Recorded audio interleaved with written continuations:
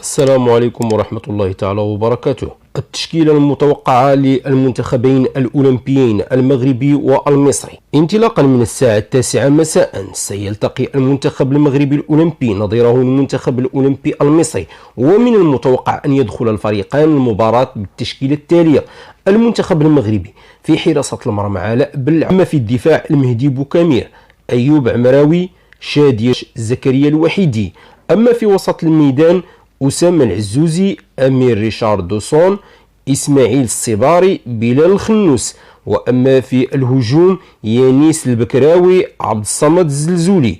أما بالنسبة للمنتخب المصري في حراسة المرمى حمزة علاء، الدفاع حاتم سكر، حسام عبد المجيد، محمد طارق، أحمد عيد.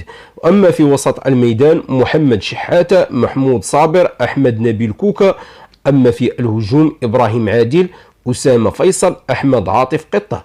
ويتوقع أن تكون هذه المباراة مثيرة ومنافسة قوية بين الفريقين، حيث يسعى كل منهما للفوز بلقب البطولة القارية في فئة الأقل من 23. جدير بالذكر أن كل منهما قد مر إلى أولمبياد باريس 2024.